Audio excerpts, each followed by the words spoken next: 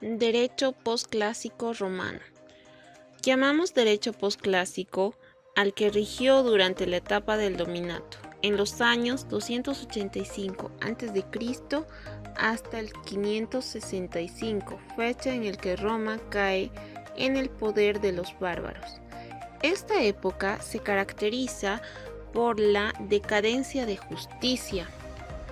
Los juristas se convierten en golpistas y son funcionarios al servicio del emperador. Bajo el imperio, la cultura jurídica posclásica pierde claridad.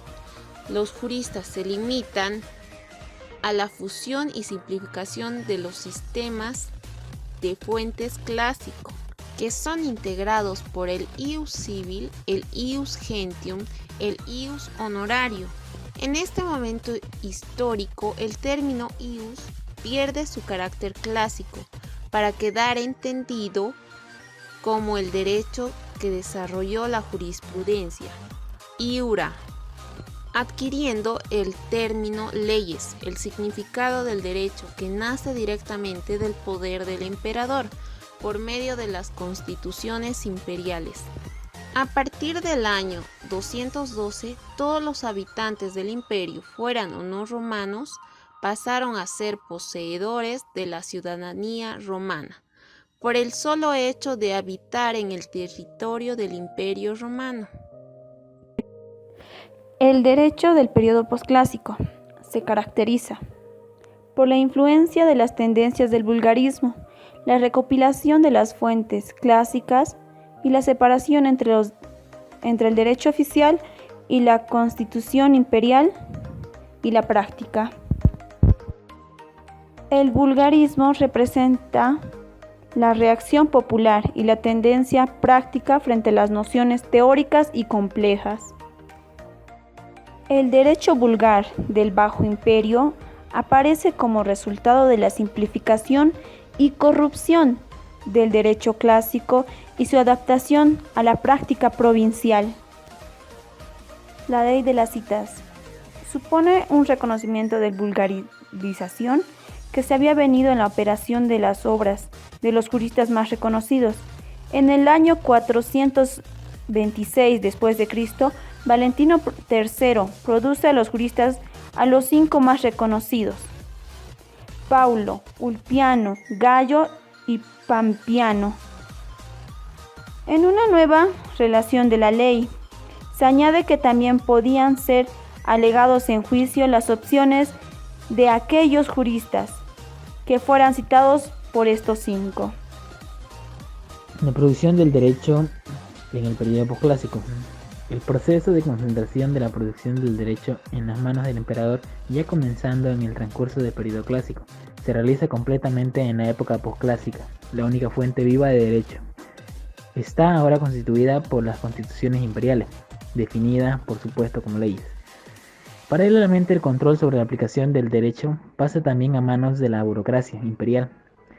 Después de la abolición de la fórmula, viene a manos del proceso que de esta tomaba el nombre y permanece viva solo el procedimiento extra ordinem. En esta época cambia profundamente, por lo tanto, el papel de la jurisprudencia, el rol antes creativo, después también sistemático, de la ciencia del derecho de los siglos anteriores. Personifica en grandes figuras de juristas protagonistas de aquel ius controversum del que hemos hablado. Se constituye ahora por un papel dedicadamente secundario. Lo demuestra el hecho de que las últimas figuras de juristas de los que hemos nombrado y obras a través del digesto de Justiniano se remontan al periodo comprendido entre Diocleciano y Constantino, por lo tanto propiamente al inicio del periodo posclásico.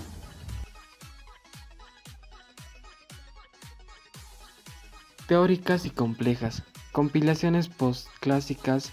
Las 2 primeras colecciones de leyes llamadas códices por la forma del libro en que venían y no en el sentido moderno de código como cuerpo general y completo de normas, serían realizadas por particulares en la época de Diocleciano.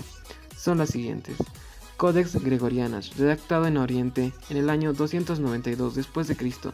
Codex Hermogeniamus, publicado en Oriente en el año 295 después de Cristo, con la posterioridad en el año 348 después de Cristo, y por obra de Teodosio II se publicaría el Codex Teodosianus, gran colección oficial de las constituciones imperiales posteriores a Constantino y que incluyó la principal fuente del derecho romano en Occidente.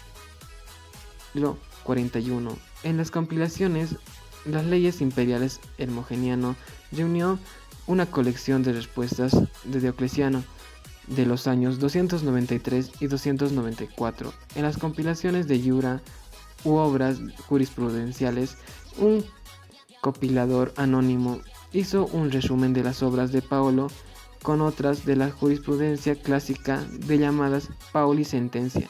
En las compilaciones tanto de Iura como las leyes ordenadas por materias destacadas, la colección llamada Fragmentada Vaticana de fines del siglo VI contiene fragmentos de las obras de Papiniano y Paolo y Ulpiano, extraído de compilaciones postclásicas y constituciones imperiales seleccionadas.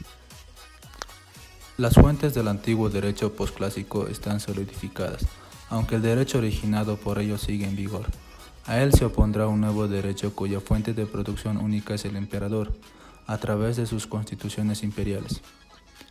Las leges o leyes son las constituciones imperiales que promulgaba el emperador, a través de los cuales crea el ius novum. Los iura son los escritos y opiniones de los juristas clásicos y preclásicos. Gregorius y Hermogenianus eran funcionarios imperiales de alto cargo. Estos juristas publicaron libros, o mejor dicho, códex, en el cual transcribían las constituciones a respetarse en la época postclásica. Aunque el material tratado en los dos códigos son constituciones imperiales, su compilación fue de carácter privado y su fin fue de ayuda a los juristas. El Codex Theodosianus fue la primera compilación oficial de leges, o dicho en la actualidad leyes. Fue promulgada con carácter oficial por los emperadores Teodosio II y Valentiniano en el año 438 después de Cristo.